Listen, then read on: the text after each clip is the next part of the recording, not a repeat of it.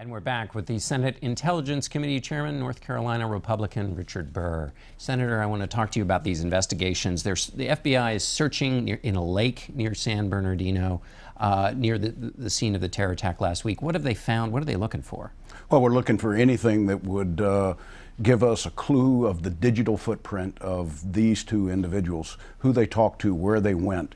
You know, John, they were gone between the attack and the time law enforcement engaged them.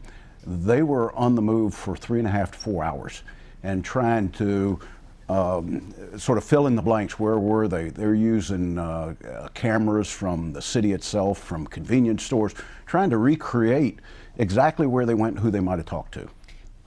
Investigators are also trying to recreate what they were doing in the 2 years, it looks like, before the actual attack. What do we know about what the plots that appeared to be 2 years in the making or previous plots they might have been involved in? Well, clearly we now know that these individuals were radicalized way before, probably as early as 2010 for him and 2012 for her. We want to look at how our immigration process for a visa for a spouse broke down, that they didn't notice the radicalization. And more importantly, what we've got to know is who they might have had conversations with relative to their planning, access to the weapons. They didn't just overnight learn how to make 19 pipe bombs. Yeah, that's right. And there was a lot of conversation, Sayed Farouk, but his wife, Tafshin Malik, online, in social media. Was that missed? Was that missed? It was missed, obviously, but I mean, should there be something more done in terms of monitoring social media? Well, John, today we don't know how much of that might have happened in closed-in systems, encrypted, closed end-to-end.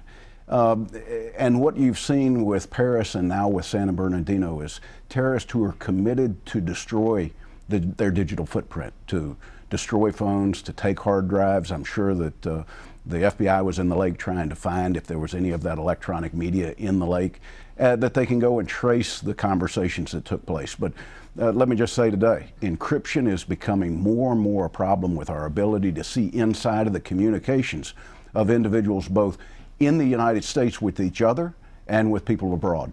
So it seems like there are two issues. One are the conversations that are happening just out in the open, but there are so many of them going on, and can you take a social media conversation and trace that all the way back? It might just be somebody blowing off steam. That's one thing that seems to me to have been missed here. I mean, that not all this was encrypted. In fact, it doesn't seem like there's any evidence that it was just a regular old conversation. But do understand we've got two people who legitimately, legally were in the United States, one that had lived here for years.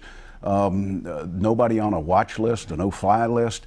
How would we have detected them unless a neighbor had raised an issue with law enforcement? Right. So in social media, it may not be possible to find. So now let's talk about encryption. Do you want to do something?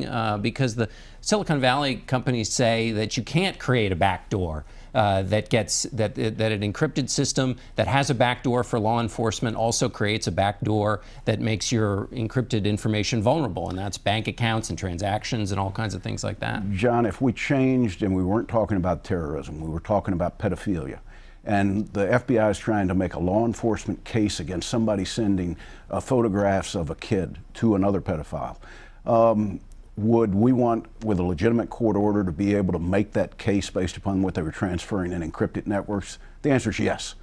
And by the same token, we want to make sure that if we have a legitimate court order, that law enforcement can go and ask to look at the communications that took place. I believe that's reasonable, and I believe that it's absolutely needed in the future, regardless of what the investigation might be entailed to.